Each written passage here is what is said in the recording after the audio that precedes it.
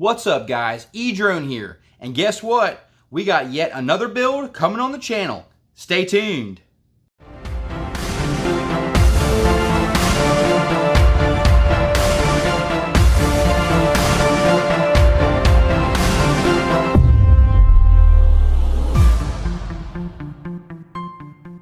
This is going to be part one of my new Project Blue Falcon JC Edition frame Diatone build. I'm very excited about this build, guys. We're going to go over all the components I'm going to use in this build. We're going to go over the frame, and we're going to show you how to build this up, and I'm going to tell you why I chose certain components and the way I did. And this is going to be very exciting because this is going to be a lot of firsts for me. So this is definitely my first Diatone build, and we're using the Project Blue Falcon JC Memorial Edition frame here. And this is going to be my first FlightOne build. So yes, we're going to be using FlightOne electronics in this particular build, and I'm very excited about it. Let's go ahead and take a look at all the components that we're going to be using on this build. I'll show you on the table, and then we're going to go ahead and install the motors for part one of the Project Blue Falcon Diatone build. This is the Diatone MK32 frame. Definitely better suited probably for racing. However, you can still use it for freestyle. This is JC, otherwise known as Project Blue Falcon. Rest in peace, JC. JC was a really inspirational YouTuber who was a big influence in the FPV drone hobby, and he definitely made a big impact on those in the FPV community. This frame is a memorial edition in tribute to him, and I couldn't be more excited because when I first got started in FPV, JC was my go-to guy. I would watch all his videos, and I'm going to put a link up here for his channel.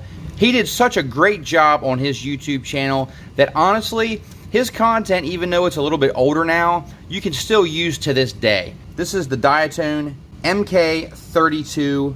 Now actually this frame came from Diatone, assembled just as you see here. And it is definitely a nice thick carbon. As you see, the arms are very thick. This thing is going to be an absolute tank. Here's some of the other parts that came with this frame. We have a couple of nice straps.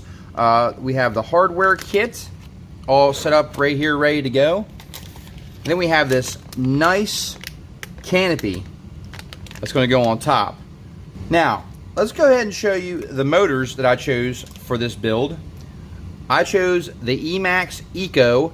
These are the 2306, and these are the 2400 kV edition. Now, the reason I chose these motors is, one, I wanted to have a good value motor, something that wasn't going to break the bank, because I strongly believe that JC was always trying to get the best value out of his builds. So that's exactly why I chose this Emax Eco. And it feels very smooth. And because of the nice stator size of these, the 2306, with this lightweight frame, this thing is going to absolutely punch a hole in the sky. For the camera, I chose the Caddx Ratel little micro camera. Definitely wanted something small, lightweight, with a very wide angle lens. This is the 1.66 millimeter lens, so extra wide field of view. This camera, for the price, is about the best there is right now. ESCs, we are using the FlightOne Afterburner 4-in-1 ESC.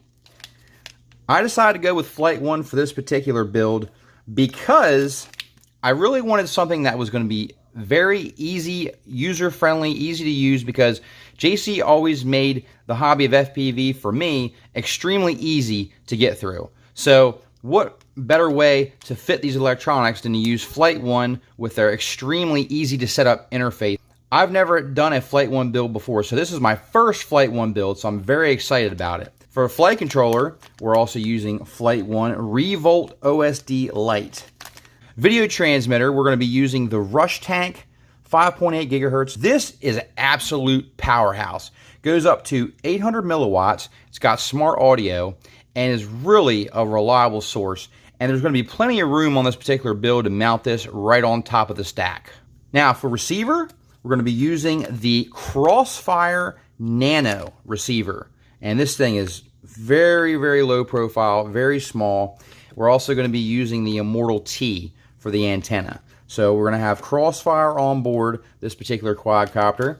So we're going to be using FlightOne, Crossfire, Rush Tank VTX, Caddx, and Emax. This is definitely not a straight budget build.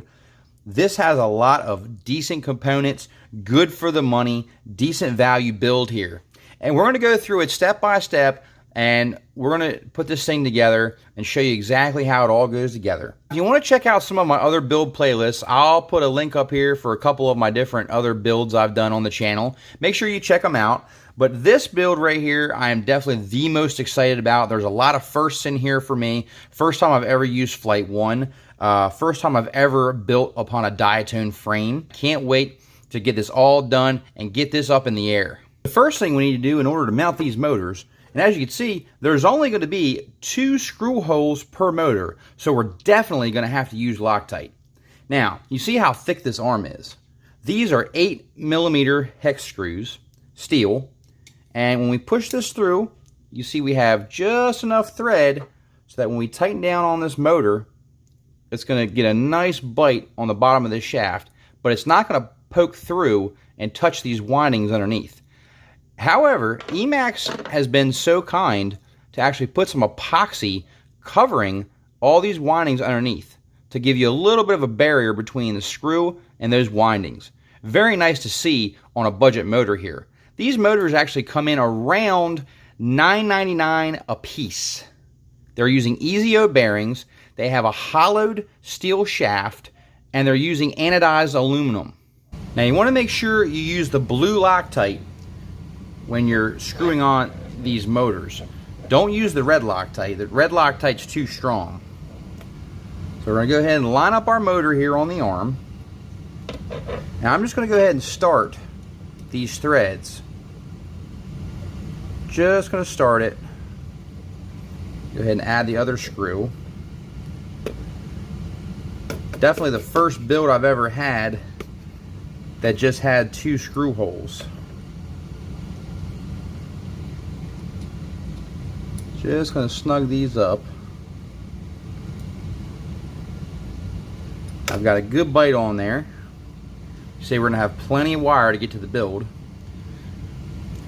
But you can see none of the screws are sticking far enough to actually touch the windings, but they do have a nice good bit of grip on there. So you want to go ahead and tighten those up very tight. So as you can see, this is quite a large size motor for this lightweight frame, so this thing is going to be an absolute rocket. Now I'm going to go ahead and put all 3 of the other motors on. We'll cut back and you'll see what it looks like with all the motors attached. Got all 4 motors installed, and man, does this thing look like an absolute beast. These motors look really good on here. I like the color. I like the way it all blends together. I'm very, very happy with this build, and I can't wait to get to the next part. So in the next build part of this series, we're going to be installing the 4-in-1 ESC. We're going to be soldering all the motor wires to it. And I'll show you exactly how we do that and get it all set up. And we're going to solder on our XT60 power wire and get this thing ready for the next part of the build. Thank you guys so much for watching. Please like, share, and subscribe. I'm going to put links down in the description to all the components that are going to be used in this build, and those components will be in every single video of this playlist in this series. And if you haven't, make sure you check it out. Click that bell icon so you get notified first when I put these videos out. I do lots of giveaways on my channel. I have lots I like to give back to the FPV community. And I am just so excited about this build. Make sure you check out Project Blue Falcon, JC's channel.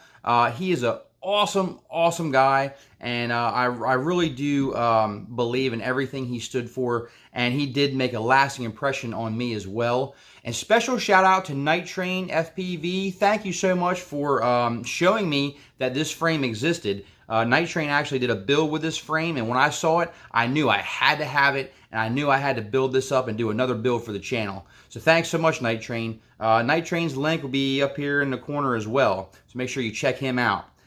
Thanks so much for watching, guys. Till next time, E-Drone out.